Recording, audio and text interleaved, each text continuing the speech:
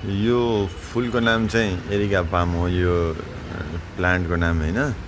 यसरी यसले चाहिँ यस्तो सिड्सहरू निकाल्छ, दानाहरू होइन। आई थिङ्क योहरू।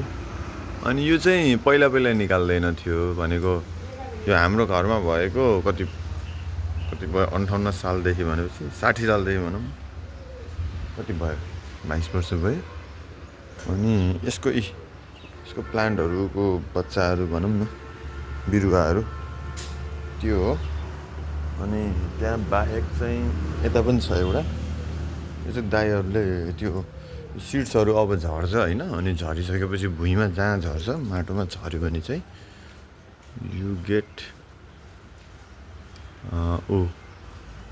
के भन्छ, सानो सानो प्लान्ट्स लाइक दिस होइन। यु क्यान हार्भेस्ट यसरी। माटोमा झऱ्यो भने त्यहीँ उम्रियो, तर झरेको ठाउँबाट उठाएर तपाईँ माटोमा राख्ने हो भने अनि त्यो भयो, के अरे प्लान्टहरू भयो।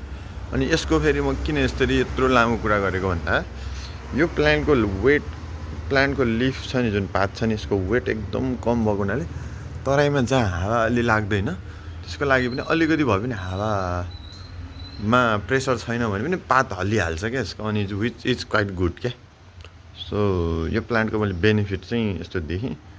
It takes years for this plant to have those seeds होइन। अनि सो पेसेन्टली कुर्नुपर्छ।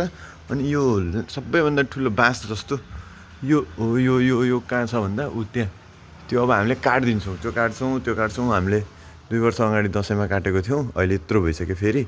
अनि विकिप यो मात्र, अब यो राख्छौँ अनि स्टिल अब यो राखेको, यो थिएन लास्ट इयर, अब यसले यत्रो बनाइसक्यो भनेपछि यो रिजेनेरेटिङ, एकदम जेनेरेटिङ होइन, एकदमै दामी टाइपको पर्फेक्ट प्लान्ट।